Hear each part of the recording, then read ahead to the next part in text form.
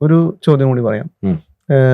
ഈ കൈലാസി ആയല്ലോ. ഉം. അപ്പോൾ ഇതിന് മുന്നേ ഉള്ള മധുസൂദനും ഇതിന് ശേഷമുള്ള മധുസൂദനും തമ്മിലുള്ള കുറെ വ്യത്യാസങ്ങളുണ്ടാവും. ഉം. ഈ അതിലെ ഏറ്റവും വലിയൊരു ഇതെന്ന് പറയുന്നത് ദർശനങ്ങളെ പറ്റിയിട്ടായിരിക്കാം. ഇൻറ്റ്യൂഷൻസ് അങ്ങനെയൊക്കെ നമുക്ക് അതിനെ കണക്ട് ആകുമ്പോൾ ഈ ദർശനങ്ങളിലേക്ക് വഴിവെച്ചിട്ടുണ്ടോ, അല്ലെങ്കിൽ എന്തെങ്കിലും ഒരു ദർശനങ്ങൾ കൈലാസ യാത്രയ്ക്ക് ശേഷം അനുഭവവേദ്യമായിട്ടുണ്ടോ ജീവിതത്തിൽ? തീർച്ചയായും. ഞാൻ പറഞ്ഞ കൈലാസിക്ക് മുമ്പ്, കൈലാസി ആവുന്നതിന് മുമ്പ്, ഭാഗ്യവശാൽ കൈലാസി ആയതിന്റെ അടുത്ത 4 വർഷം കൊണ്ട് പഞ്ചകൈലാസി ആവാൻ സാധിച്ച ഒരാളാണ് ഞാൻ. അതെ. കാരണം പഞ്ചകൈലാസി യാത്രകൾ എന്ന് പറഞ്ഞാൽ ആർക്കും ഒറ്റ തവണ കൊണ്ടൊന്നും നടക്കാറില്ല. 1-2 തവണയൊക്കെ പോയി പരാജയപ്പെട്ട് വന്ന് വീണ്ടും സപ്തകൈലാസം touch ചെയ്ത് അത് പറയാം അല്ലേ? സത്തായിട്ടില്ല, 6 ആയിട്ടുണ്ട്. ഇനി എവിടെയെങ്കിലും ഉണ്ടോന്ന് അറിയില്ല. അപ്പൊ ഇതില് നമ്മളെ സംബന്ധിച്ചിടത്തോളം നമ്മൾ ഇവിടുന്ന് പോകുന്നത് തീർച്ചയായും യുക്തിഭദ്രമായ ചിന്ത, ഉം. അതിനപ്പുറത്തുള്ളതിനെ പറ്റി നമുക്ക് അറിയില്ലായിരുന്നു.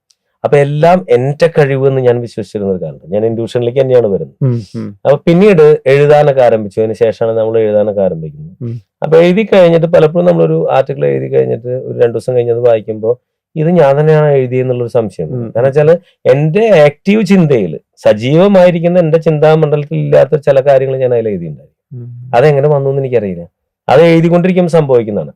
അപ്പൊ ഞാൻ ആദ്യ കാലത്ത് വിശ്വസിച്ചിരുന്ന ഒരാൾ എഴുതുന്ന ഒരാളാണെങ്കിൽ അത് അയാളുടെ കഴിവാണ്. ഉം. ചിത്രം വരയ്ക്കുന്ന ഒരാളാണ്, അത് അയാളുടെ കഴിവാണ്. അയാളുടെ കഴിവ് എന്ന് പറയുന്നിടത്താണ് നമ്മൾ ഈഗോ സ്റ്റാർട്ട് ചെയ്യുന്നത്. ഉം. ഞാൻ എന്റെ കഴിവ് എന്നുള്ള രീതിയിലാണ്. പിന്നെ ഇത്തരത്തിലുള്ള കൈലാസ യാത്ര കഴിയുമ്പോൾ നമുക്ക് മനസ്സിലാവുന്നത് വെച്ചാൽ അവിടെ എത്തിപ്പെടാൻ ശ്രമിക്കുന്ന ആൾക്കാർ പലരും തന്നെ സാമ്പത്തികമായും ശാരീരികമായും എന്നെക്കാൾ ശേഷിയുള്ള ആൾക്കാരാണ്. അവർക്ക് എത്തിപ്പെടാൻ സാധിക്കുന്നില്ല. അപ്പൊ നമുക്കൊരു തിരിച്ചറിവ് വരെയാണ് ദർ ഈസ് സംതിങ് എൽസ്. ഈ പറയുന്ന നമ്മുടെ ഞാൻ എന്ന നിലനിൽപ്പിനേക്കാൾ അപ്പുറത്തുള്ള എന്തൊക്കെയോ ഉണ്ടാകുമ്പോഴാണ് ഞാൻ ഇത്തരത്തിലുള്ള ഭാഗങ്ങളിലൂടെ കടന്നു പോകുന്നത്. പിന്നെ പലപ്പോഴും തോന്നുകയാണ് ഇതൊക്കെ തന്നെ ഈ സ്റ്റാൻഫോർഡ് യൂണിവേഴ്സിറ്റിയിൽ സ്റ്റീവ് ജോബ്സ് പറഞ്ഞിട്ടുള്ള ഒരു പ്രസംഗം ഉണ്ട് അവസാന കാലത്ത്. അദ്ദേഹം ക്യാൻസർ രോഗബാധിതനായിട്ട് മരണത്തിലേക്ക് പോവാണല്ലോ. അതിൽ കോടിക്കണക്കിന് പൈസയുണ്ട്. സ്റ്റീവ് ജോബ്സ് എന്ന് പറഞ്ഞാൽ ആപ്പിളിന്റെ അതെ, അതെ, സ്ഥാപകനാണ്. കോടിക്കണക്കിന് പൈസയുണ്ട്. ലോകത്തെ ഏത് ചികിത്സയും അയാൾക്ക് കൊണ്ടുവരാൻ സാധിക്കുന്ന അവസ്ഥയുള്ള ഒരാളാണ്. പക്ഷെ അയാൾക്ക് ആ ചികിത്സയുടെ അവസ്ഥ കഴിഞ്ഞു. അയാളുടെ ശരീരത്തെ രക്ഷിക്കാൻ ഇനി ഇന്നത്തെ സയൻസിന് സാധിക്കില്ല എന്നുള്ള സമയത്ത് അദ്ദേഹം ആദ്യമേ തന്നെ ഇസ്കോണുമായി ബന്ധപ്പെട്ട ഒരാളാണ്.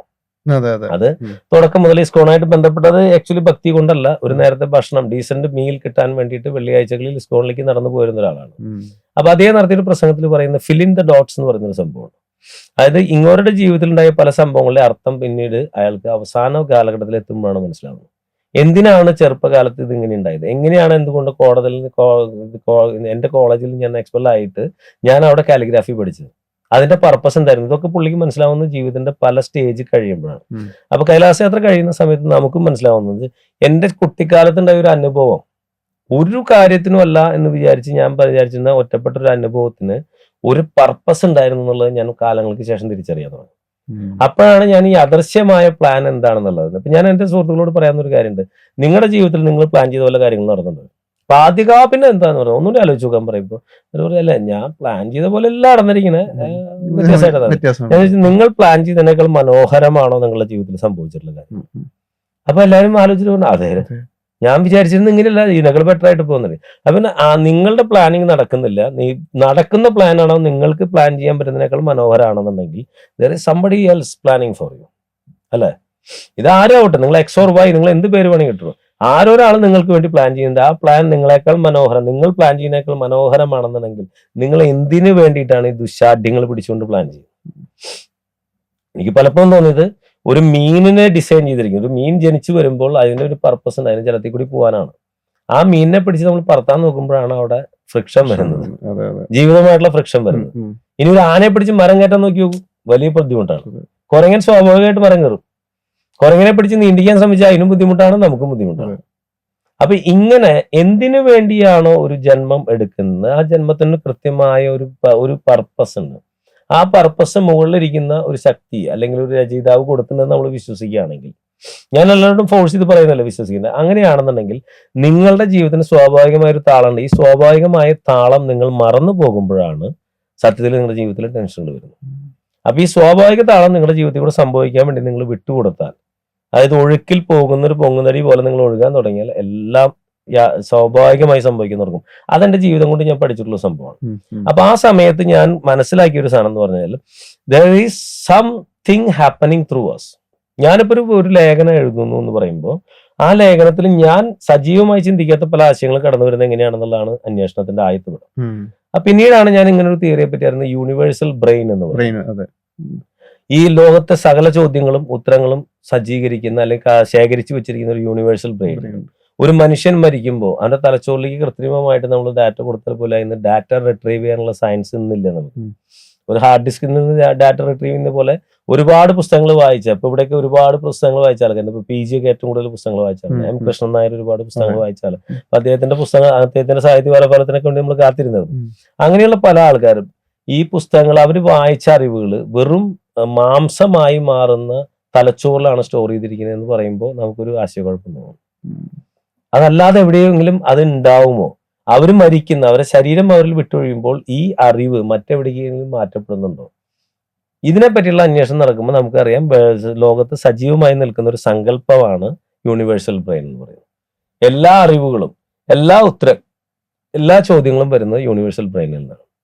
നിങ്ങൾ വായിക്കുമ്പോൾ, നിങ്ങൾ കൂടുതൽ കാര്യങ്ങൾ അറിയാൻ ശ്രമിക്കുമ്പോൾ നിങ്ങൾ അതിന്റെ ബാൻഡ് വിഡ്ത്ത് കൂട്ടുക മാത്രമേ ചെയ്യണം. നിങ്ങളുടെ ട്രാൻസ്പോണ്ട് ചെയ്യാനും അല്ലെങ്കിൽ റിസീവ് ചെയ്യാനും വേണ്ടി വരുന്ന ബാൻഡ് വിഡ്ത്ത് കൂട്ടുക എന്നുള്ളതാണ് നിങ്ങൾ വായനയെ കൂടിയും മറ്റുള്ള സാധനങ്ങളെ കൂടിയും ചെയ്യുന്നത്. സത്യത്തിൽ എല്ലാ ആൻസേഴ്സും വരുന്ന അവിടെ നിന്നാണ്, എല്ലാ പ്രവർത്തികളും അവിടെ നിന്ന് വരുന്നതാണ്. അപ്പൊ അങ്ങനെയാണ് ഞാൻ ആ ഒരു കൺക്ലൂഷനിലേക്ക് എത്തിയത്. എനിക്ക് മറ്റൊരാൾക്ക് പകർന്നു കൊടുക്കാൻ പറ്റുന്നത് മാത്രമാണ് എൻ്റെ കഴിവ്. അതായത് എനിക്ക് മലയാള ഭാഷയുടെ ഗ്രാമർ അല്ലെങ്കിൽ ഇതിന്റെ എങ്ങനെ അക്ഷരങ്ങൾ എഴുതാം, എങ്ങനെയാണ് അതിന്റെ വ്യാകരണം, ഇതെനിക്ക് മറ്റൊരാൾക്ക് പകർന്നു കൊടുക്കാൻ പറ്റും. അതെന്റെ കഴിവായിരിക്കും. പക്ഷെ ഞാനൊരു വിഷയത്തെ പറ്റി എഴുതുമ്പോൾ അത് ഒരു പ്രത്യേക രീതിയിലേക്ക് വരുന്നത് എനിക്ക് മറ്റൊരാൾക്ക് പറഞ്ഞു കൊടുക്കാൻ പറ്റില്ല. കാരണം ഒരേ വിഷയത്തെ പറ്റി ഞാനും അദ്ദേഹം എഴുതുമ്പോൾ രണ്ടായി പോകും. അപ്പൊ ഇത് സംഭവിക്കുന്ന പറഞ്ഞാൽ എഴുത്ത് നമ്മൾ ചെയ്യുന്നതല്ല, നമ്മളിൽ കൂടി സംഭവിക്കുന്ന എന്നുള്ളൊരു തിരിച്ചറിവ് വരുമ്പോൾ നമ്മൾ യൂണിവേഴ്സൽ ബ്രെയിനിനെ അടുത്തറിയാൻ തുടങ്ങും. അപ്പൊ നമുക്കൊരു ചിത്രകാരനെ സംബന്ധിച്ചിടത്തോളം നിറങ്ങൾ എങ്ങനെ കൂട്ടാം, ഈ മെത്തേഡിൽ ഇങ്ങനെയാണ് നിറങ്ങൾ ഉപയോഗിക്കേണ്ടത് ഒക്കെ പറഞ്ഞു കൊടുക്കാം. പക്ഷെ നിയതമായ രൂപമില്ലാതെ ഒരു ചിത്രം വരയ്ക്കേണ്ടി വരുമ്പോൾ രണ്ടുപേരിലേക്ക് ഒരു ചിത്രം വരുന്നത് രണ്ട് രീതിയിലായിരിക്കും. രണ്ട് രീതിയിലാണ് വരുന്നത്. ഇത് എങ്ങനെയാണ് വരുന്നത്, എന്ത് അൽഗോരിതമാണ് ഇതിന്റെ പിന്നിൽ വർക്ക് ചെയ്യുന്നത്? അവിടെയാണ് നമ്മൾ യൂണിവേഴ്സൽ ബ്രെയിൻ എന്ന് പറയുന്ന സങ്കല്പത്തിനെ പരിചയപ്പെടുന്നത്. There is something happening through us. അപ്പൊ അവിടെ വരുന്നു ഇൻഡ്യൂഷൻ എന്ന് പറയുന്ന ഘടകത്തിൽ വരുന്നത്. ഞാനിപ്പോൾ രജിത്ജിയുടെ പുസ്തകങ്ങളിൽ എനിക്ക് ഏറ്റവും ആദ്യമായിട്ട് വന്നത് ഇൻഡ്യൂഷൻ വരുന്നു എന്ന് മാത്രമല്ല, അദ്ദേഹത്തിന് ഒരു പരിചയമില്ലാത്ത മേഖലകളെ പറ്റിയിട്ടാണ് പുള്ളി പറയുന്നത്. ഒരു പരിചയമില്ല. ഇപ്പൊ നമ്മളിപ്പോ ഈ റീസെന്റ് ആയിട്ടുള്ള അദ്ദേഹത്തിന്റെ ഈ ഇതുകൾ നോക്കും, പ്രവചനങ്ങൾ നോക്കും. അദ്ദേഹം പറഞ്ഞിരിക്കുന്ന പല കാര്യങ്ങളും എന്ന് വെച്ചാൽ ഇന്റർനാഷണൽ ലെവലിൽ ഡിപ്ലോമാറ്റിക് അഫയേഴ്സിൽ വർഷങ്ങളോളം നിന്ന ആൾക്കാർക്ക് ഗസ് ചെയ്യാൻ പറ്റാത്ത രീതിയിലുള്ള കാര്യങ്ങളാണ് പറഞ്ഞത്. പക്ഷെ അത്ഭുതകരമായ രീതിയിൽ അതുപോലെ തന്നെ കാര്യങ്ങൾ സംഭവിക്കുകയാണ്. നമ്മൾ രാഷ്ട്രീയ നിരീക്ഷകരെ കാണാറുണ്ട്. ഇപ്പൊ നമ്മുടെ ചാനൽ ചർച്ചകളിൽ പലപ്പോഴും ഒരുപാട് നാൾ ഡിപ്ലോമാറ്റിക് മേഖലകളിൽ വർക്ക് ചെയ്തിട്ടുള്ള ആൾക്കാർ വരാറുണ്ട്. ഡിപ്ലോമാറ്റ്സ് ആയിട്ട് പലയിടത്തും നിന്നിട്ടുള്ള ആൾക്കാർ വരാറുണ്ട്. അവരൊക്കെ തന്നെ ഒരു അസംഷൻ വെച്ച് ഒരു ഹൈപ്പോത്തസിസ് അവതരിപ്പിക്കുന്ന രീതിയിലല്ല അദ്ദേഹം പറയുന്നത്. കാരണം അദ്ദേഹത്തിന് ആ മേഖലയിൽ നിന്ന് എക്സ്പീരിയൻസ് ഇല്ലാന്ന് നമുക്കറിയാം. അദ്ദേഹത്തിന്റെ ജീവിതത്തിൽ ഒരിക്കലും ആള് വിദേശ രാജ്യങ്ങളുമായിട്ടുള്ള ഇതുകളിൽ നയതന്ത്ര ബന്ധങ്ങളിൽ ഇടപെട്ടിട്ടില്ല. സാധാരണ മനുഷ്യൻ. അദ്ദേഹം പറയുന്ന കാര്യങ്ങള്, അദ്ദേഹം ആ സമയത്ത് അദ്ദേഹത്തിൽ കൂടി പറയപ്പെടുന്ന ആ കാര്യങ്ങള് പിന്നീട് അതുപോലെ സംഭവിക്കുമ്പോൾ അത് ഒരിക്കലും പുള്ളിയുടെ മാത്രം ശരീരത്തിൽ നിന്ന് വരുന്ന സംഭവമല്ല. ആ ഒരു ഇൻഫർമേഷൻ അദ്ദേഹത്തിലേക്ക് വരുന്നുണ്ട്. ഇന്ന സ്ഥലത്തായിരിക്കും ഇന്ന ക്ഷേത്രം എന്നുള്ള ഒരു ഇൻഫർമേഷൻ ആളിലേക്ക് വരുന്നത്. ഇന്ന സ്ഥലത്ത് പോയി ഇന്നത് സ്ഥാപിക്കണം എന്നുള്ള ഇൻഫർമേഷൻ ആളിലേക്ക് വരുന്നുണ്ട്. ഇത് എങ്ങനെ വരുന്നു ചോദിച്ചാൽ, ഇത് ഞാനിപ്പോ യൂണിവേഴ്സൽ ബ്രെയിൻ എന്ന് പറയാം, മുരുകൻ ഭഗവാനാണെന്ന് പറയാം, എല്ലാം ബ്രഹ്മം എന്ന് വിശ്വസിക്കുന്നവർക്ക് നമുക്ക് ഏത് രൂപത്തിൽ വിളിച്ചാലും ഈ വരുന്ന ധാരണ, അദ്ദേഹത്തിലേക്ക് വരുന്ന ധാരണ, അദ്ദേഹത്തിൽ കൂടി പുറത്തു വരുന്ന ധാരണ അദ്ദേഹത്തിൽ കൂടി സംഭവിക്കുന്നതാണ്. അദ്ദേഹം ഇരുന്നുണ്ടാക്കുന്നതല്ല. കാലത്തിരുന്ന ആളുടെ പല്ലേച്ച് ചായ കുടിച്ച് ഇന്നൊരു പ്രവചനം നടത്തി കളയാം എന്ന് വിചാരിച്ചിട്ട് ആൾ ചെയ്യുന്നതല്ല. അത് ആളിലേക്ക് വരുന്നു എന്ന് മാത്രമല്ല, ആ വരുന്ന സമയത്ത് അത് 100% കൺവിക്ഷൻ ആൾക്കുണ്ട്, പൂർണ്ണ ബോധ്യമുണ്ട്. ഇത് എന്നോട് മുരുകൻ പറഞ്ഞിട്ടാണ് ഇതാണ് നടക്കാൻ പോകുന്നത്. കാരണം അദ്ദേഹത്തിന് വരുന്ന ഒരു ഇൻഡ്യൂഷൻ അനുസരിച്ച് ഇദ്ദേഹം ഏർപ്പെടാൻ പോകുന്ന കാര്യങ്ങളുണ്ടല്ലോ, ഏർപ്പെടാൻ പോകുന്ന കാര്യങ്ങളിൽ ആയിരക്കണക്കിന് പേര് പാർട്ടിസിപ്പേറ്റ് ചെയ്യണം. ലക്ഷക്കണക്കിന് രൂപ അതിലേക്ക് ഒഴുകി വരേണ്ടതുണ്ട്, എന്നാലേ ആ പരിപാടി നടത്താൻ പറ്റുള്ളൂ. എത്രയോ പേരുടെ മനുഷ്യോദ്ധാരം വേണം. അപ്പൊ ഇത്രയും 100% കൺവിക്ഷനിലല്ലാതെ അങ്ങനെ ഒരു പദ്ധതി ഏറ്റെടുക്കാൻ ആരെ കൊണ്ട് സാധിക്കില്ല. അപ്പൊ അതൊരു ഇൻഡ്യൂഷനാണ്. അപ്പൊ ഈ ഇതുപോലത്തെ ഇൻഡ്യൂഷൻ നമ്മുടെ ലൈഫിൽ നമുക്ക് എല്ലാവർക്കും വരുന്നുണ്ട്. അത് നേരിട്ട് വരുന്നതുണ്ട്. നിങ്ങളുടെ ചുറ്റുമുള്ള പ്രപഞ്ചത്തെ നിങ്ങൾ ശ്രദ്ധിക്കുകയാണെങ്കിൽ അതിൽ കൂടി വരുന്ന മെസ്സേജുകളുണ്ട്. ഇപ്പൊ പഴയ കാലത്തൊക്കെ നമ്മൾ ശകുനം നോക്കുക എന്നൊക്കെ പറയാറുണ്ട് അല്ലേ? അപ്പൊ അന്ന് കാലത്ത് നമ്മൾ കുറേ കൂടി പ്രകൃതിയായിട്ട് ഇണങ്ങി ജീവിച്ചിരുന്ന കാലഘട്ടം. അപ്പൊ അന്ന് ശകുനം നോക്കിയിട്ട് ഇതാണ് ദേവഹിതം, ഇപ്പൊ ദേവപ്രശ്നം വയ്ക്കുന്നു എന്ന് പറയുന്നു. ഇതെങ്ങനെയാണ് വരുന്നത്, എങ്ങനെ തെളിഞ്ഞു വരുന്നത്? അത് പ്രപഞ്ചത്തിൽ കൂടി അത് കമ്മ്യൂണിക്കേറ്റ് ചെയ്യുന്നുണ്ട്. അതിനൊരു മെത്തേഡ് ഉണ്ടെന്നുള്ളൂ. ഒരു മെത്തേഡ് ഉണ്ടാക്കി. പക്ഷെ പഴയ കാലത്ത് വിഷപ്പാമ്പിന്റെ ചികിത്സ നടത്തുന്ന ആൾക്കാരാണ് ഈ നിമിത്തങ്ങളിൽ ഏറ്റവും കൂടുതൽ വിശ്വസിക്കുന്നത്.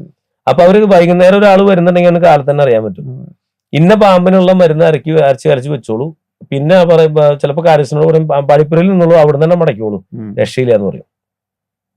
അപ്പൊ ഇത് എങ്ങനെയാണെന്ന് വെച്ചാൽ, അന്ന് ഇപ്പൊ നമ്മള് ഐതിഹ്യമാല വായിക്കുമ്പോൾ, കൊട്ടാരത്തിൽ ശങ്കുണ്ണിയുടെ ഐതിഹ്യമാല വായിക്കുമ്പോൾ ഒരു സ്ഥലത്തേക്ക് ഇറങ്ങുമ്പോൾ കാണുന്നത് ഒരു പുള്ളു മരമാണ് നിൽക്കുന്നത്. അത് അതിന്റെ ഒരു പുള്ളിരുന്നിട്ട് ഒരു പാലക്കൊമ്പിൽ ഇരുന്നിട്ട് ചിലയ്ക്കുന്ന ശബ്ദം കേൾക്കും. അപ്പൊ നിന്ന് പാൽപ്പായസം കിട്ടുമെന്ന് പറയുന്നത്. ഞാനതൊരു ചെറിയ എക്സാമ്പിൾ ആയിട്ട് പറയുന്നത്. അത് അപ്പൊ അയാൾ പറഞ്ഞത് പാൽപ്പായസം കിട്ടും, പക്ഷെ അത് അടി പിടിച്ചിട്ടുണ്ടായിരിക്കും, കാരണം പുള്ളി ഇരിക്കുന്നത് കരിഞ്ഞ കൊമ്പുമ്മയാന്ന് പറയും. അപ്പൊ അതുപോലെ ഒരു പക്ഷെ അത് ചിലപ്പോൾ ഒരു തമാശയ്ക്കോ അല്ലെങ്കിൽ ഒരു വേണ്ടത്രത്തില്ലാതെ, പക്ഷെ ഒരു കാലത്ത് ഇത്തരത്തിൽ പ്രകൃതിയിൽ നിന്ന് ഇതിന്റെ ലക്ഷണങ്ങൾ സ്വീകരിക്കാൻ സാധിച്ചിരുന്ന ആൾക്കാർ ഇവിടെ ജീവിച്ചിരുന്നു. അപ്പൊ ആ തലമുറ കഴിഞ്ഞു പോയി വന്നപ്പോൾ ഈ കമ്മ്യൂണിക്കേഷൻ, നമ്മുടെ പ്രകൃതിയുമായുള്ള നമ്മുടെ സംവാദത്തിന്റെ ശേഷി കുറഞ്ഞു പോകുന്ന ഘട്ടങ്ങളിൽ പോലും നമുക്ക് ഇത്തരത്തിലുള്ള ദർശനങ്ങൾ സ്വീകരിക്കാൻ ശേഷിയുള്ള മനുഷ്യർ ഉണ്ടാവേണ്ടെന്നുള്ളതാണ്. അവരിലേക്ക് അത് വരുന്നുണ്ട്. കാരണം അത് സ്വീകരിക്കാൻ വേണ്ടി അവരെ തുറന്ന് സജ്ജീകരിച്ചു വെച്ചിട്ടുണ്ട്. നിങ്ങളുടെ ഒരു തേപ്പ് പെട്ടി കൊണ്ട് നിങ്ങൾക്കൊരു ഇലക്ട്രോ മാഗ്നറ്റിക് വേവിനെ സ്വീകരിക്കാൻ പറ്റില്ല. നിങ്ങൾ തേപ്പ് പെട്ടിയായിട്ടാണ് പോകണമെന്നുണ്ടെങ്കിൽ അതിന് ധർമ്മം വേറെയാണ്. അതിന് വസ്ത്രങ്ങളുടെ ചുളി നിർത്തുക എന്നുള്ള ധർമ്മമാണ്. അതേസമയം നിങ്ങൾ റേഡിയോ ആണെന്ന് നോക്കിയ അതിന് റിസീവ് ചെയ്യുന്ന ഫ്രീക്വൻസികൾ നിങ്ങൾ സെറ്റ് ചെയ്ത് വെച്ചിട്ടുണ്ടെങ്കിൽ അത്തരത്തിലുള്ള ഫ്രീക്വൻസി വരെയാണെങ്കിൽ നിങ്ങൾക്ക് സ്വീകരിക്കാൻ പറ്റും. അപ്പൊ യൂണിവേഴ്സൽ ബ്രെയിനിൽ നിന്ന് അത് മുരുകനിൽ നിന്നാവാം, ശിവനിൽ നിന്നാവാം, മനുഷ്യനിലേക്ക് സന്ദേശങ്ങൾ വരുന്നുണ്ടെന്നുള്ളത് അത് നമുക്ക് പഴയ ചരിത്രാതീത കാലം, ഇപ്പോൾ നോസ്ട്രഡാമസിനെയൊക്കെ നമ്മൾ പ്രകീർത്തിക്കും. ഇന്ത്യക്കകത്തൊരു പ്രവാചകനെ പറഞ്ഞു കഴിഞ്ഞാൽ നമ്മളിവിടെ ചവിട്ടിക്കൂട്ടും. ഇന്ത്യക്കകത്തൊരാൾ ഇങ്ങനെ പ്രവചനം നടത്തി പറഞ്ഞാൽ അതൊക്കെ വെറും തട്ടിപ്പാണ്. പക്ഷെ നോസ്ട്രഡാമസിനെ നമ്മൾ പ്രകീർത്തിക്കും. അങ്ങനെ പല പുറത്തുനിന്നാണെങ്കിൽ, ഇതിപ്പോ ഈവൻ ശ്രീലങ്കയിൽ നിന്നായാൽ പോലും കുഴപ്പമില്ല, നേപ്പാളിൽ നിന്നായാലും കുഴപ്പമില്ല, ഇന്ത്യയുടെ അകത്തുനിന്ന് ഒരു വ്യക്തിനെയും ഒരു കഴിവിനെയും നമ്മൾ അംഗീകരിക്കില്ല, പ്രത്യേകിച്ച് കേരളത്തിൽ. അതിനെ നശിച്ചു കാണിക്കുള്ളൂ. അപ്പൊ ഇത്തരത്തിലുള്ള പ്രവചനം നടത്തിയിരുന്ന ആൾക്കാർ ഇവിടെ ഉണ്ടായിരുന്നു. ആ പ്രവചനം നടത്തിയിരുന്ന ആൾക്കാരിലേക്ക് ഇത്തരത്തിൽ അതൊക്കെ കാലങ്ങളോളം പിന്നീട് അതേപോലെ തന്നെ സംഭവിച്ചിട്ടുണ്ടായിരുന്നു. അപ്പൊ എനിക്ക് തോന്നുന്ന ഒരു സംഭവം, ഇപ്പൊ നമ്മൾ വേദാന്തത്തിന്റെ ഒക്കെ ഡീപ്പർ ലെവലിലേക്ക് പോകുമ്പോൾ പറയുന്ന ഒരു സങ്കല്പമുണ്ട്. ഒരു നിമിഷത്തിൽ നിന്ന് എണ്ണി തീർക്കാൻ പറ്റാത്ത അത്രയും പോസിബിലിറ്റിയിൽ ജീവിതം സംഭവിച്ചുകൊണ്ടിരിക്കുന്ന എല്ലാ സമയത്തും നമ്മുടെ ചേതന ഇതിൽ കൂടി കടന്നു പോകുന്നു. ആ ചേതന പോകുന്ന ജീവിതമാണ് നമുക്ക് അനുഭവവേദ്യമാവുന്നത്. അതിനപ്പുറത്തും ജീവിതമുണ്ട്. അപ്പൊ നമ്മൾ വേദാന്തത്തിൽ പറയുമ്പോൾ നമ്മൾ അംഗീകരിക്കാത്ത ആൾക്കാരാണ്. ഇന്റർസ്റ്റെല്ലാർ എന്ന് പറഞ്ഞ സിനിമ കാണുമ്പോൾ നമ്മൾ ഇതിന് കൈയടിച്ചു. അത് 5 ഡയമെൻഷൻ ലൈഫിനെ പറ്റിയിട്ടാണ് പറഞ്ഞിരിക്കുന്നത്. 5 ഡയമെൻഷൻ എന്ന് പറഞ്ഞാൽ ഇവിടുന്ന് പോകുന്ന ആള് ആ വഴിക്ക് തിരിച്ചു വന്നിട്ട്, അതായത് സ്വന്തം ജീവിതത്തിലേക്ക് മറ്റൊരു തലത്തിൽ നിന്നൊരാൾ തിരിച്ചു വരുന്നു എന്ന് പറയുമ്പോൾ ഒരു റീലിൽ, ഒരു സിനിമയുടെ ഷൂട്ട് ചെയ്ത് വെച്ചിരിക്കുന്ന ഫിലിമില് തുടങ്ങുമ്പോൾ തന്നെ ക്ലൈമാക്സ് അതിന്റെ ഉള്ളിലുണ്ട്. ഇന്ന് ഫിലിം അല്ല, ഇന്ന് ഡിജിറ്റൽ ആണെന്നുണ്ടെങ്കിൽ പോലും ഞാൻ മനസ്സിലാവാനുള്ള ഒരു എളുപ്പവഴിക്ക് പറയുകയാണെന്നുണ്ടെങ്കിൽ ഒരു വലിയ ഫിലിം റോൾ ചെയ്തുകൊണ്ടിരിക്കുമ്പോൾ തുടക്കത്തിലത്തെ സീൻ കാണിക്കുന്ന സമയത്ത് തന്നെ അതിന്റെ അവസാനത്തിൽ ആ സിനിമയുടെ അവസാനത്തെ സീനും ഉണ്ട്. പക്ഷെ നമുക്കത് അനുഭവവേദ്യമാവുന്നത് അവിടേക്ക് അതിന്റെ പ്രകാശം അടിച്ച് ആ പ്രകാശം പ്രതിഫലിപ്പിക്കുമ്പോൾ മാത്രമാണ് നമുക്കത് അനുഭവവേദ്യമാവുന്നത്. അപ്പൊ കഥ നമുക്ക് തോന്നുന്ന കഥ അങ്ങനെ ഗ്രാജുവലി സംഭവിക്കുകയാണെന്നാണ്. കഥ മുമ്പേ സംഭവിച്ചിട്ടുണ്ട്. നമ്മുടെ ബോധമണ്ഡലം എന്ന് പറയുന്ന വെളിച്ചം അവിടെ അടിക്കുമ്പോൾ അതിൽ നിന്നുള്ള പ്രൊജക്ഷനിൽ കൂടെ നമുക്ക് കഥ സംഭവിക്കുന്നതായിട്ട് തോന്നുന്നതാണ്. അപ്പൊ ഇത് വേദാന്തത്തിൽ ഒരുപാട് തവണ പറഞ്ഞിട്ടുണ്ട്. ത്രികാലജ്ഞാനികളായ മുനിമാരെ പറ്റിയിട്ട് നമുക്ക് ഇഷ്ടംപോലെ പരാമർശങ്ങളുണ്ട്. പക്ഷെ ഈ ത്രികാലജ്ഞാനി പറയുമ്പോൾ അതൊക്കെ വെറും തള്ളു. ഇന്റർസ്റ്റെല്ലാറിൽ വരുമ്പോൾ എന്താ വെച്ചാൽ അത് സയന്റിഫിക് റാപ്പിൽ അവതരിപ്പിച്ചപ്പോ അത് ശരിയാണ്. അപ്പൊ അതിൽ 5 ഡയമെൻഷനാണ് പറഞ്ഞിരിക്കുന്നത്. അപ്പൊ പ്രപഞ്ചം 11 ഡയമെൻഷൻ ഉള്ള ഒരു വസ്തുതയാണ്. നമ്മളെ സംബന്ധിച്ചിടത്തോളം നമുക്ക് 3 ഡയമെൻഷനാണ് വൃത്തിയായിട്ട് മനസ്സിലാക്കാൻ പറ്റുന്നത്. പിന്നെയുള്ള ഒരു ഡയമെൻഷൻ ആയിട്ടുള്ള ടൈം നമ്മൾ ശരിക്കും പറഞ്ഞ ഒരു അറ്റാച്ച്മെന്റ് ആയിട്ടാണ് മനസ്സിലാക്കുന്നത്. നിങ്ങൾ നോക്കൂ, ഇപ്പൊ ഈ ഇന്ന് പറയുന്ന ബിഗ് ബാങ് തിയറി ആണെന്നുണ്ടെങ്കിലും പ്രപഞ്ചത്തിന്റെ ആപേക്ഷിക തിയറി ഇതൊക്കെ തന്നെ നമ്മുടെ വേദാന്തങ്ങളിൽ മുമ്പേ പരാമർശിച്ചിട്ടുണ്ട്. ഹിരണ്യഗർഭം എന്ന് പറയുന്നത് എന്താണ്? ഇതെല്ലാം കൂടി ഒരുമിച്ച് യോജിച്ചുള്ള ഒരു സ്ഥലത്തിനെ പറ്റിയിട്ടാണ് പറയുന്നത്. അവിടുന്ന് ശേഷം ഈ പ്രപഞ്ചം വലുതാകുന്നുണ്ട്, അതിന് നിയതമായ ഇടവേളകളിൽ അത് ചാക്രികമായ രീതിയിൽ ചലിക്കുന്നുണ്ട് എന്നൊക്കെ കൃത്യമായി വേദാന്തത്തിൽ സൂചിപ്പിക്കുന്നുണ്ട്, ഉപനിഷത്തുകളിൽ സൂചിപ്പിക്കുന്നുണ്ട്.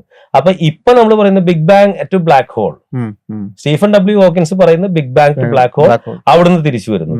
അപ്പൊ പറഞ്ഞു ഇവിടുന്ന് ആരംഭിച്ചു, ഒരു ഓസിലേഷൻ തിയറി അദ്ദേഹം അവതരിപ്പിച്ചു. ഈ ഓസിലേഷൻ തിയറി ആയപ്പോൾ നമ്മൾ അതിനെ കൈയടിച്ച് സ്വീകരിച്ചു. എന്നാൽ ഇവിടെ ചാക്രികമാണ് യൂണിവേഴ്സ് എന്ന് പറയുന്നതും, ഇപ്പോ നമ്മള് ഈ പല രാമായണ ഇപ്പൊ ഒരു കഥയുണ്ട്, അതായത് രാമന്റെ കൂടെ ഹനുമാൻ നടക്കുകയാണ് ഇപ്പൊ. അപ്പോ ത്രേതായുഗം അവസാനിക്കാറായി, രാമന്റെ അവതാര ലക്ഷ്യം പൂർത്തീകരിച്ച് അദ്ദേഹത്തിന് തിരിച്ചു പോകണം. പക്ഷെ രാമന്റെ കൂടെ ഹനുമാൻ നടക്കുന്നിടത്തോളം കാലൻ ഇദ്ദേഹത്തിന്റെ അടുത്തേക്ക് വരില്ല. ഹനുമാനെ കവർ ചെയ്ത് പോകാനുള്ള കഴിവ് കാലനില്ല. അപ്പൊ എങ്ങനെ രാമന് മനസ്സിലായി, രാമനോട് ദേവന്മാരും ഒന്ന് പറഞ്ഞു, താങ്കളുടെ അവതാര സമയം കഴിഞ്ഞു, താങ്കൾ തിരിച്ചു വരേണ്ട സമയമായി, അപ്പോ ഇനി വിഷ്ണുവിലേക്ക് തിരിച്ചു പോകേണ്ട സമയമായി. അപ്പൊ എന്ത് ചെയ്യും? അപ്പൊ ഹനുമാനാണെങ്കിൽ അത്ര അടിയുറച്ച ഭക്തനാണ്, ആ ഒരു വിഷയത്തിൽ ഭഗവാൻ പറഞ്ഞാലും പോലും കേൾക്കില്ല, ഭഗവാനെ വിട്ടുമാറുന്നില്ല. ഹനുമാൻ നിൽക്കുന്നിടത്തോളം കാലം കാലിന് അങ്ങോട്ട് വരാനുള്ള ധൈര്യമില്ല. അപ്പൊ എന്ത് ചെയ്യണമെന്ന് വെച്ചാല് തന്റെ മോതിരം താഴത്തേക്ക് വീണു, ആ കുഴിയിലേക്ക് പോയി എന്ന് പറഞ്ഞിട്ട് ഹനുമാനോട് പറയാണ്, എന്റെ കയ്യിലുണ്ടായിരുന്ന സ്വർണ്ണ മോതിരം ആ കുഴിയിൽ വീണു, ഹനുമാൻ അതൊന്ന് എടുത്തരാൻ പറയണം. അപ്പൊ ഈ കുഴിയിലേക്ക് ഹനുമാൻ ഈ നമ്മൾ പറയുന്ന അഷ്ടവിദ്യകൾ യോഗയിൽ കൂടി സ്വായത്തമാക്കിയ ആളാണ്. അദ്ദേഹത്തിന്റെ ശരീരം ചുരുക്കാനും വലുതാക്കാനും അദ്ദേഹം ചുരുക്കി ഈ വഴിയിൽ കൂടി പോയി പോയി പോയി പോയി അവസാനം അദ്ദേഹത്തിൽ ചേരുന്നത് പാതാളത്തിൽ. അവിടെ ചെല്ലുമ്പോ അവിടെ ആയിരക്കണക്കിന് ഇത്തരത്തിലുള്ള മോതിരങ്ങൾ കിടക്കുകയാണ്, ആയിരക്കണക്കിന് രാമന്മാരുടെ മോതിരങ്ങൾ കിടക്കുകയാണ്. അപ്പൊ ഹനുമാനോട് അവിടുന്ന് പറയാണ്, അതായത് ഇത് സത്യത്തിൽ നിന്നെ അവിടുന്ന് മാറ്റാൻ വേണ്ടി ചെയ്തിട്ടുള്ളതാണ്, ഇനി ഇതൊക്കെ തന്നെ ഇതിനു മുമ്പ് വന്നിരുന്ന രാമന്മാരുടെയാണെന്ന് പറയാം. അങ്ങനെ ഹനുമാൻ ഒരു വിധത്തിൽ തർക്കിച്ച് അവിടുന്ന് ആ റിങ്ങും കൊണ്ട് വരുമ്പോഴേക്കും ഇദ്ദേഹത്തിന്റെ കാലങ്ങൾ കഴിഞ്ഞു. അദ്ദേഹം പിന്നെ ഇതിലേക്ക് ജലസമാധിയിലേക്ക് തീരുമാനം എടുത്തു പോയി. അത് കഴിഞ്ഞ് ഹനുമാൻ വന്ന് ചോദിക്കുമ്പോൾ ഹനുമാൻ അവസാന നിമിഷത്തിൽ, അതായത് കാലൻ വന്ന് കീഴ്പ്പെട്ട് കഴിഞ്ഞതിന് ശേഷം രാമനോട് പറഞ്ഞ, എന്നോട് എന്തിനാണ് ഇത് ചെയ്ത് ചോദിച്ചപ്പോൾ, ഇതാണ് എന്റെ സമയം കഴിഞ്ഞു, എന്റെ രാമൻ എന്ന അവതാരത്തിന്റെ സമയം കഴിഞ്ഞ് എനിക്ക് പോയേ പറ്റും, നീ ചിരഞ്ജീവിയാണ്, നീ ഇനി ലോകാവസാനം വരെ ഭക്തരെ സംരക്ഷിച്ചുകൊണ്ട് ഇവിടെ ഉണ്ടാവണം. അപ്പോ ഇവിടെയും പറയുന്നത് എന്താണ്, ഒരു രാമനും രാമായണനും ഒക്കെ പലതവണ ആവർത്തിച്ചെന്നാ പറയുന്നത് ഉണ്ടല്ലേ. അപ്പൊ ഈ ഒരു പ്രോസസ്സ് നമ്മുടെ പുരാണങ്ങളിൽ പറഞ്ഞു വെച്ചിട്ടുണ്ട്. പക്ഷെ ആ പറഞ്ഞു വെച്ചിരിക്കുന്നത് ഇപ്പൊ ഇൻട്രസ്റ്റെല്ലാർ സിനിമ കണ്ടിട്ട് പലർക്കും ഒന്നും മനസ്സിലായില്ല, എന്നെ വിളിച്ചിട്ട്. അപ്പൊ ഞാൻ അവർക്ക് പറഞ്ഞു കൊടുത്തു, ഇത് ടൈം ട്രാവലാണ്. അപ്പൊ നമ്മള് ഗുരുത്വാകർഷണ ബലം അനുസരിച്ചിട്ട് സമയത്തിൽ വ്യത്യാസം വരുന്നത് ആ സിനിമയിൽ തന്നെ കാണിക്കുന്നു. ഒരു വാസയോഗ്യമായ ഒരു ഗ്രഹമാണോ എന്ന് അറിയാൻ വേണ്ടി പോകുന്ന സമയത്ത് അവരോട് പറയുന്നുണ്ട്, അവിടെ നിങ്ങൾ ചെലവഴിക്കുന്ന 1 മണിക്കൂർ എന്ന് പറയുന്നത് ഭൂമിയിലെ 7 വർഷമാണ്. ഇവരവിടെ പോയിട്ട് 4 മണിക്കൂർ ചെലവഴിച്ച് തിരിച്ചു വരുമ്പോൾ ഈ ബേസ് ഷിപ്പിൽ ഇരുന്നിരുന്ന ഇവരെ സുഹൃത്ത് 28 വർഷം പഴക്കമായി. അവര് വെറും 4 മണിക്കൂർ ചെലവഴിച്ചിരിക്കുന്നു. അവര് തിരിച്ചിവിടെ വരുമ്പോൾ ഇയാൾക്ക് 28 വർഷം പഴക്കമായി കഴിഞ്ഞു. 28 വർഷമായിട്ടുള്ള ഇവരെ കാത്തിരിക്കുകയാണ്, അവിടെ 4 വർഷമായിട്ടുള്ളൂ. അപ്പൊ നമ്മൾ പറയാറുണ്ട്, ദേവന്മാരുടെ ഒരു ദിവസം എന്ന് പറയുന്നത് മനുഷ്യന്റെ ഒരു വർഷമാണെന്ന് പറയുമ്പോൾ നമ്മുടെ ആൾക്കാർ പറയുന്ന അതൊക്കെ വെറും തള്ളു, അതെങ്ങനെ സംഭവിക്കുക. പക്ഷെ സയൻസ് കുറേ കഴിഞ്ഞപ്പോഴോ ഇതിപ്പോ നമുക്കറിയാം, ഗുരുത്വാകർഷണ ബലത്തിനനുസരിച്ച് സമയത്തെ പോലും അത് സ്വാധീനിക്കുന്നുള്ളത് നമുക്ക് മനസ്സിലായി. നമുക്ക് ആകെ ഒരു കോൺസ്റ്റന്റ് ഉണ്ടായിരുന്നുള്ളൂ സമയം, അതുപോലും കോൺസ്റ്റന്റ് അല്ല, അതിന് പോലും വേരിയേഷൻ എന്നുള്ള നമ്മൾ തോന്നുന്നു. നമ്മൾ പറഞ്ഞപ്പോ ഞാൻ മുമ്പ് സൂചിപ്പിച്ചിട്ടുണ്ടെന്ന് തോന്നുന്നു. കാരണം നമ്മളിപ്പോ ഭൂമിയിലാണ് വെള്ളമുള്ളത്, നമ്മൾ ചൊവ്വയിൽ പോയി നോക്കുന്നു, മറ്റോട് നോക്കുന്നു. ഇപ്പൊ നമ്മൾ കാണുന്ന 12 ലൈറ്റ് ഇയർ അപ്പുറത്ത്, 12 ബില്യൺ ലൈറ്റ് ഇയേഴ്സ് അപ്പുറത്ത് നമ്മൾ വലിയൊരു ജലസാന്നിധ്യം കണ്ടെത്തിയിട്ടുണ്ട്. ആ ജലസാന്നിധ്യം എന്ന് പറഞ്ഞാൽ 140 ട്രില്യൺ, ഭൂമിയിലുള്ള സമുദ്രത്തിന്റെ 140 ട്രില്യൺ ടൈംസ് വലിയൊരു ജലസാഗര സാന്നിധ്യം നമ്മളവിടെ കണ്ടെത്തിയിട്ടുണ്ട്. അപ്പൊ ആ ജലസാന്നിധ്യം എന്ന് പറയുന്നത് ഭൂമിയുടെ 140 ട്രില്യൺ എന്ന് പറഞ്ഞാൽ ഊഹിച്ചൂടെ എത്ര വലുപ്പമുണ്ടായിരിക്കും. അപ്പൊ നമ്മൾ ഇവിടെ ക്ഷീരസാഗരത്തെ പറ്റി പരാമർശമുണ്ട് ഇല്ലേ, പ്രപഞ്ചത്തെ. നമ്മൾ വിചാരിച്ച ആദ്യം ഈ പറയുന്ന 9 സൗരയൂഥങ്ങളാണ്, സൗരയൂഥത്തിലെ 9 ഗ്രഹങ്ങളാണ് ലോകം, അതിനപ്പുറത്താണ് മറ്റേത് ആകാശഗംഗ എന്ന് പറഞ്ഞ് ഓരോ ദിവസവും ഈ അറിവ് വളർന്നു വലുതാവും തോറും നമ്മൾ കൂടുതൽ അടുക്കുന്ന എവിടേക്കാണ്, നമ്മൾ അടുക്കുന്നത് വേദാന്തത്തിലേക്കാണ്. അപ്പൊ അത് വലിയൊരു തിയറിയാണ്. കാരണം ഇപ്പൊ ആദ്യകാലത്ത് നമ്മളൊക്കെ സ്കൂളിൽ പഠിക്കുമ്പോൾ എന്താണ്, എല്ലാം ഫിനിറ്റ് ആണ് സയൻസ്. ഇതെന്ന് പറഞ്ഞ ഇതാണ്, അതിനപ്പുറത്തേക്ക് ഒരു മാറ്റം. ഇതൊരു ഇലക്ട്രോൺ ആണെങ്കിൽ ഇത് ഇലക്ട്രോൺ ഇവിടെ ഉണ്ട്. ഇന്നിപ്പോ എന്താ പറയണത്, ക്വാണ്ടം ഫിസിക്സ് എന്താ പറയുന്നത്, ഇവിടെ ഒരു ഇലക്ട്രോൺ ഉള്ള സാധനം ഇത് ഇവിടെ ഉണ്ടാവാം, അപ്പുറത്തും ഉണ്ടാവാം, ഇപ്പുറത്തും ഉണ്ടാവാം, 10 രൂപത്തിലുണ്ടാവാം പറഞ്ഞത്. അപ്പൊ ഇതല്ലേ ഒന്നിനിൽ നിന്ന് പരമാവധി പലതിലേക്ക് വളരുന്നു എന്ന് വേദാന്തം എഴുതി വെച്ചിരിക്കുന്നു. അപ്പൊ ഈ കോസ്മിക് ഡാൻസ്, ഇപ്പൊ ഞാൻ പറഞ്ഞല്ലോ, കോസ്മിക് ഡാൻസ് ശിവന്റെ നൃത്തത്തിന് ഏറ്റവും നമ്മൾ ഈ ക്വാണ്ടം ഫിസിക്സിലേക്ക് കടക്കുമ്പോൾ അവർ പറയുന്നത്, വ്യക്തമായൊരു സൊല്യൂഷൻസോ അല്ലെങ്കിൽ ഇക്വേഷൻസോ കൊണ്ട് എഴുതുന്നതിനേക്കാൾ നല്ലത് കാവ്യാത്മകമായ ഭാഷയിൽ ഇതിനെപ്പറ്റി പറയുന്നതാണ്. നിങ്ങൾക്കിത് മനസ്സിലായി എന്ന് പറഞ്ഞാൽ നിങ്ങൾക്ക് ഇത് മനസ്സിലായിട്ടില്ല എന്ന് ഊഹിക്കേണ്ടി വരും. നിങ്ങൾക്ക് മനസ്സിലായി എന്ന് പറഞ്ഞാൽ മനസ്സിലായിട്ടില്ല എന്ന് പറഞ്ഞാൽ മനസ്സിലായി എന്ന് ഊഹിക്കേണ്ടി വരും. അതാണ് അവസ്ഥ. അപ്പൊ ഈ കാവ്യാത്മിക ഭാഷയിൽ പ്രപഞ്ചത്തെ വർണ്ണിക്കുന്ന പണി ആരാ തുടങ്ങി വെച്ചത്? കാവ്യാത്മകമാണ് വേദാന്തത്തിൽ പറഞ്ഞിരിക്കുന്നത്.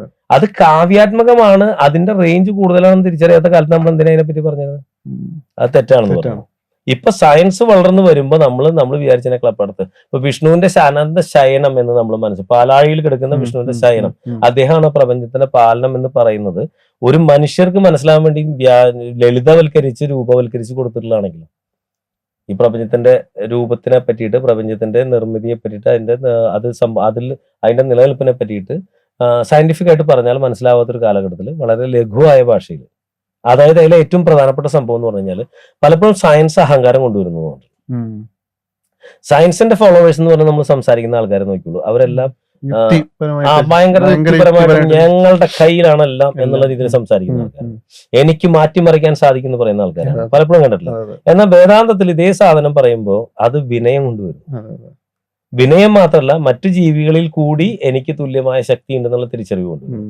അപ്പൊ ഇത് നമ്മൾ ഒരു സോഷ്യോളജിക്കൽ വ്യൂവിൽ നോക്കുമ്പോൾ, നമ്മൾ സയന്റിഫിക് ആയിട്ട് ഒരാൾക്ക് അറിവ് പറഞ്ഞു കൊടുക്കുമ്പോൾ അയാൾ കൂടുതൽ അഡമന്റ് ആവുന്നു അല്ലെങ്കിൽ ഈഗോയിസ്റ്റിക് ആവുന്നു എന്ന് കാണുന്നത്. അതേസമയം എല്ലാവരും അല്ല ഞാൻ പറയുന്നത്, അർദ്ധമായ അറിയുന്ന ആൾക്കാർ. എന്നാൽ ആധ്യാത്മിക തലത്തിലുള്ള അറിവ് വരുമ്പോൾ അയാൾ കൂടുതൽ വിനയാനിതനാവും. അപ്പൊ ആ നിലയ്ക്ക് നോക്കുമ്പോൾ ബെറ്റർ പ്രസന്റേഷൻ എന്ന് പറയുന്നത്, ഒരേ ഫാക്ടിന്റെ ബെറ്റർ പ്രസന്റേഷൻ വേദാന്താണെന്ന് സംഭവിക്കാതെ വയ്യ.